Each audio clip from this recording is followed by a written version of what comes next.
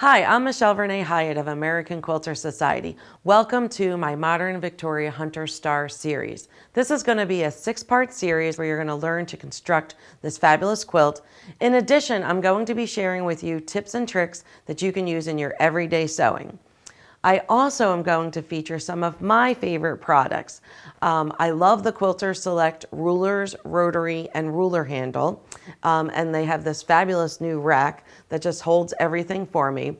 The rulers are great because you can really see well, no matter how dark your fabric is. They're very much marked for both left and right handers in mind. So the Quilter Select rotary is fabulous. It's really gentle on your wrist. It has a little bit of weight that helps you cut. So I happen to have had double carpal tunnel surgery, and the Quilter Select rotary cutter really has been designed ergonomically to assist and provide proper cutting positions so that I can cut all day without getting sore. So it's fantastic. Then we have the Faultless product. I love using sizing when I'm quilting. I know some people do, some people don't. I actually love it. It makes your fabric nice and flat. It's easy to handle, it's easy to trim. And the Faultless products is not a starch, it's an alternative starch. So therefore it doesn't leave those flakes back on your fabric or that sheen that everybody hates. Next we have my Rowenta Ultimate Steam Pro. This is the latest in the Rowenta Steam Pros. I've had their previous model and it is terrific. They've taken it to a whole nother level. So the base of the iron holds 44 ounces of water. So you don't have to be constantly refilling it. And then the iron doesn't hold water, so it's actually lighter and gentle on your wrist. You know, when we're doing those massive sew days, we have to keep this in mind.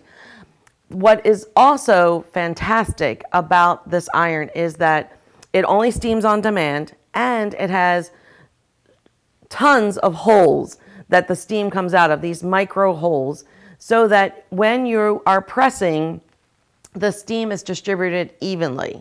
I happen to press open a lot. We are going to do it in this series when we put the blocks together. And when you are pressing and you have your finger pressing right in front of it, you don't want that iron to steam without you knowing it's going to steam. You could burn yourself. So this only steams on demand. It is fantastic. In episode 1, I'm going to take you through how to prep your fabric before cutting. It's an essential step that really prepares your fabric, and you'll be thankful for it later as you go through your quilt making that you took the time to prepare it. I'm going to be using in this series fabric that was provided by Free Spirit. It's William Morris, and we're using 11 half yards of fabric and then 2 yards of background fabric. And I'm going to take you through how to prep them so that then we will be prepared in episode 2 to do our cutting.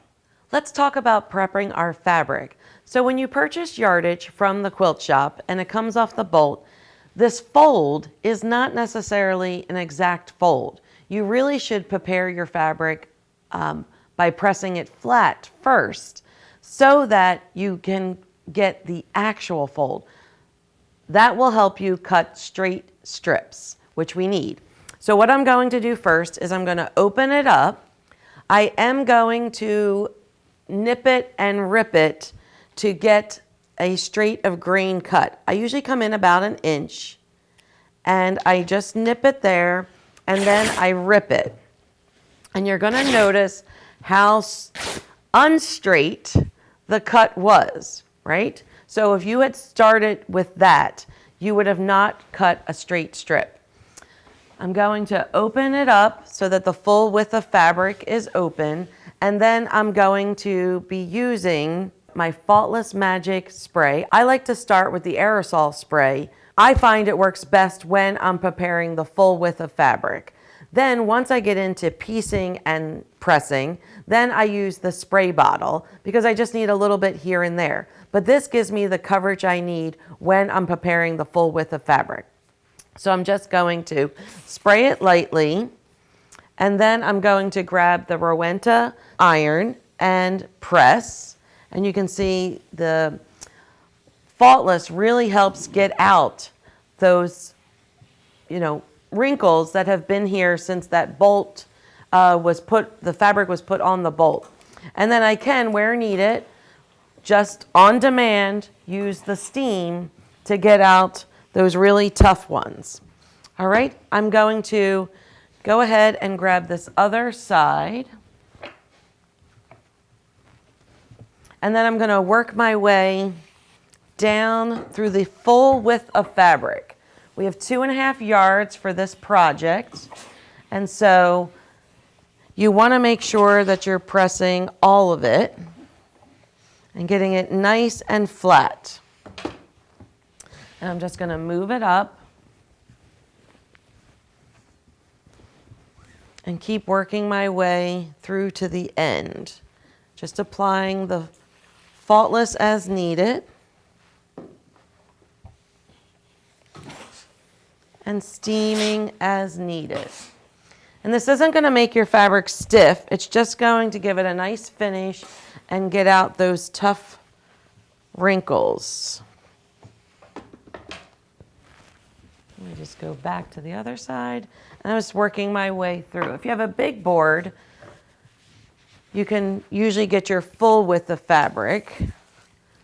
But this works terrific.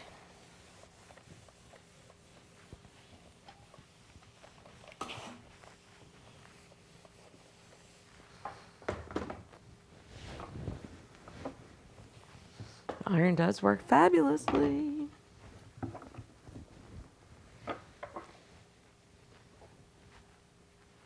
All right, I'm at the end here. I'm just going to do this last line of wrinkles, getting them nice and flat. All right, now that I've pressed it completely flat, I'm going to fold it, and that ripped edge is going to allow me to put a proper fold into it. Because I ripped this straight of grain, I know that this is cut straight. It's ripped straight, straight of grain, so it is straight. So I'm going to line up this edge while making sure my edges of my selvage line up, and I'm going to start pressing the true half fold, right? So just pet it out, smooth it, and then I'm going to come in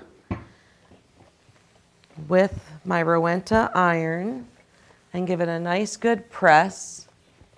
And if you need to, if you're finding anything that's left with a little crinkle here or there, go ahead and hit it. All right, and I'm just going to work my way through. It helps to have an ironing board that you can have your fabric go over the edge. The weight actually helps you keep it nice and straight, because how straight you get this fabric will dictate how straight your strips are cut. All right, so I'm just going to work my way through the length of fabric.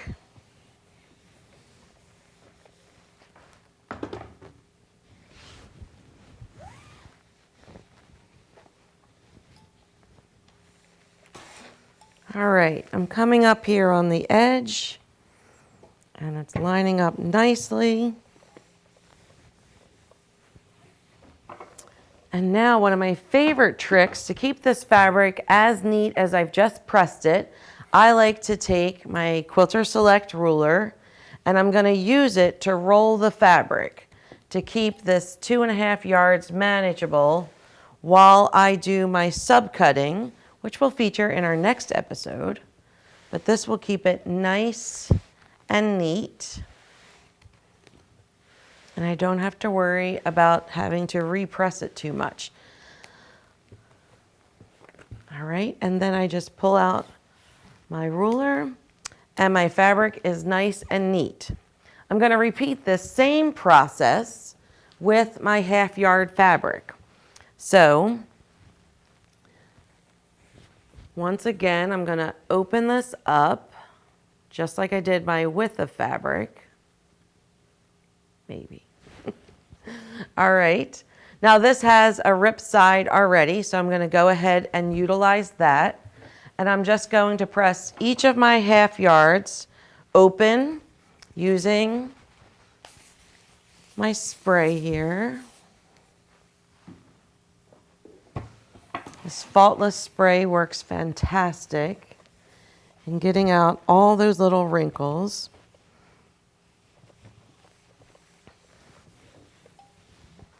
All right, so this time we just have the half yard to do. You have 11 half yards that are needed for the project, and it helps if they are in the same value for this particular project. All right. And then similarly, I'm going to fold my fabric utilizing the raw edge that's ripped to line up. Again, to make sure I'm getting straight strips when I cut.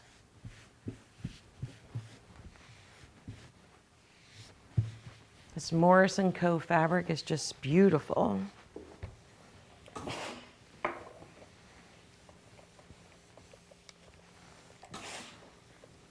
And then even though these are only half yards, I still like to fold them so that they are easy to handle later. So then I just place it on top of my background fabric and it stays nice and neat so it's ready for me when I'm ready to cut. And now I'm going to continue making my way through the rest of the 10 half yard fabrics. So you're going to want to prepare all of your background and 11 half yards of your fabric so that you're ready for us on the next episode where I will take you through the cutting for this project.